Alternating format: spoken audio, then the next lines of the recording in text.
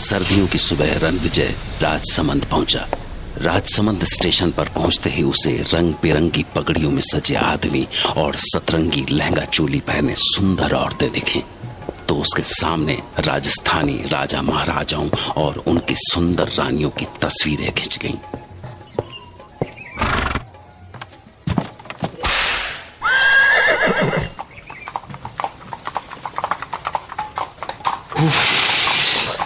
राजसमंद की सर्दी 10-12 डिग्री तो होगा।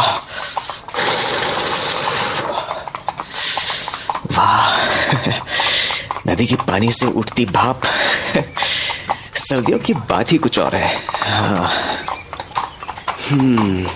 यहाँ पर जरूर ही डैनी डिकोस्टा के महल के बारे में पता चल ही जाएगा।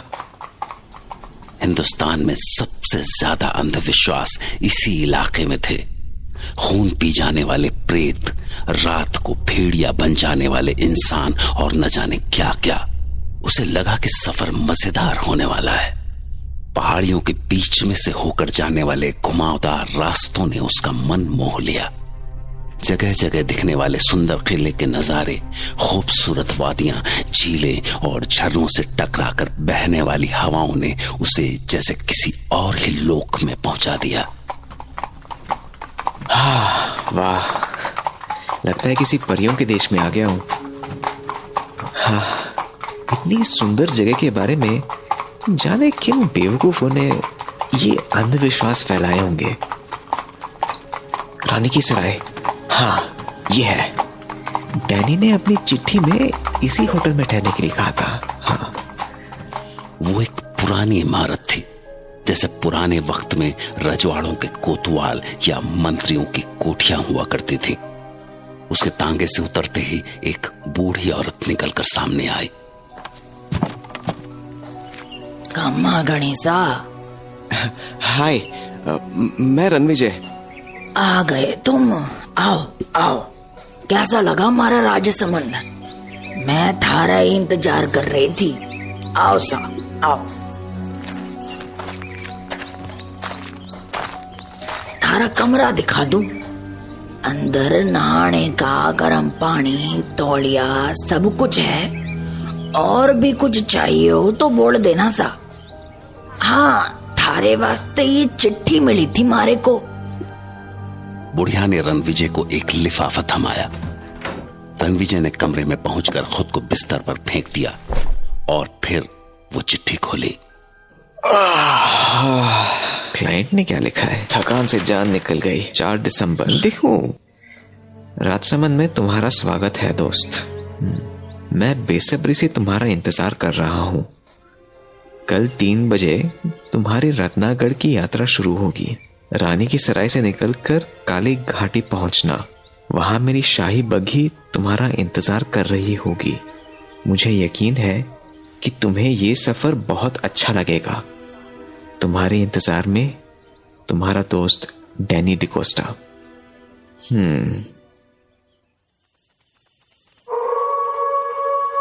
रात रणविजय को बहुत अच्छी नींद आई। सुबह नाश्ता करने के बाद वो आदतन यहाँ की यादों को अपनी डायरी में समेटने लगा और फिर दिन के खाने के बाद वो अपने आगे के सफर के लिए तैयार था।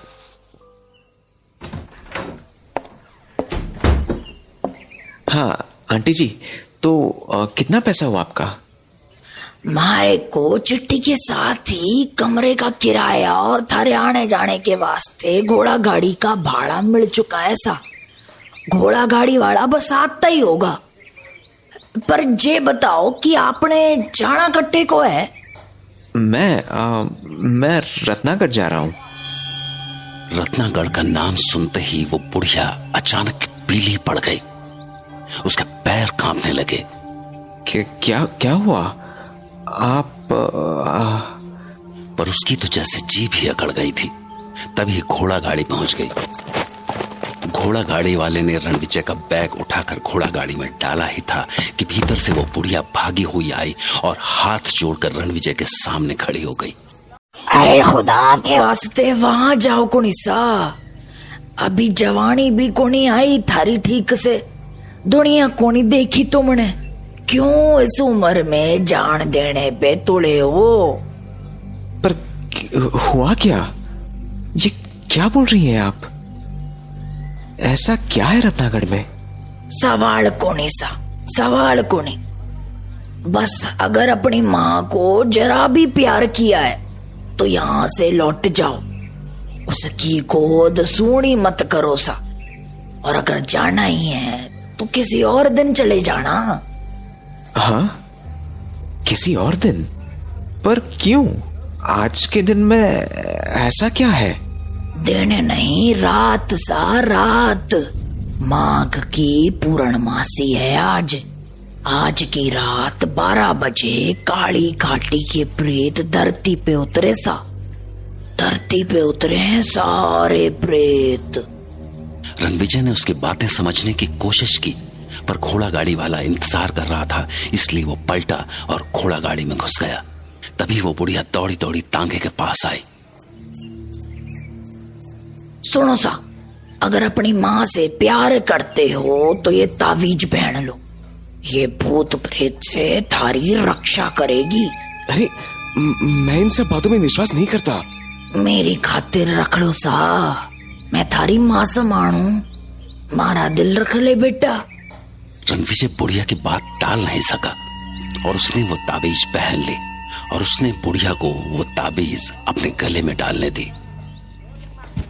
गाड़ी वाले ने चाबुक चलाई और घोड़ा गाड़ी दौड़ गई।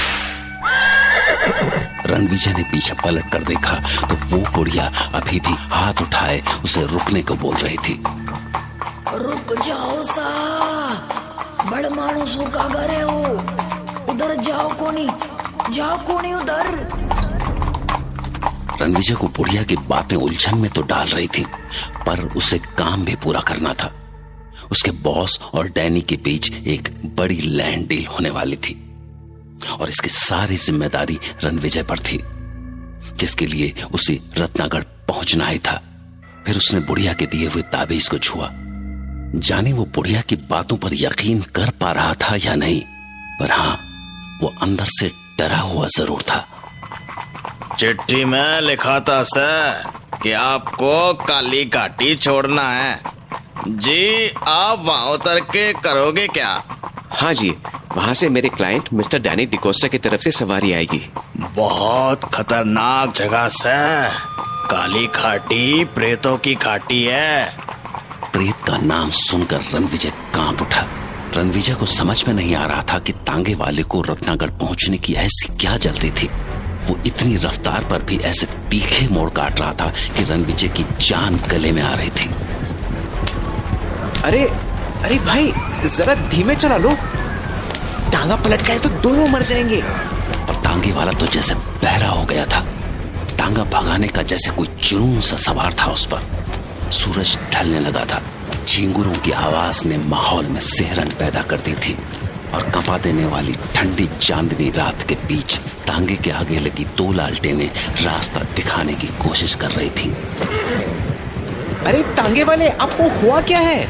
आप क्यों घोड़ों की जान लेने पर तुले हैं? क्योंकि सर, हमें आधी रात से पहले काली घाटी पार करनी है। क्यों? आधी रात के बाद ऐसी क्या आफत आने वाली है काली घाटी में?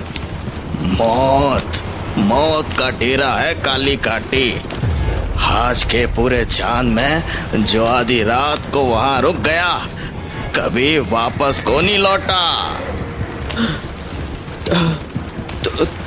तो कब तक आएगी काली घाटी? हाँ, चल चल चल मेरे बच्चे, चल चल। देखा, घोड़ा थम गया, मतलब काली घाटी अब दूर नहीं है। बस कुत्ते यहीं तक रहे। हाँ, क्यों? क्योंकि काली घाटी से भड़मानुसों का इलाका शुरू होवे। आधी रात को भेड़िए बन जाने वाले प्रेतों का राज।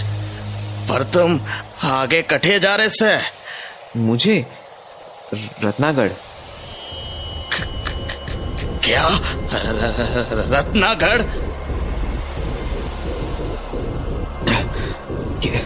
क्या हुआ आपको? ऐसा क्या है रत्नागढ़ में? पर उसकी बात का कोई जवाब नहीं आया।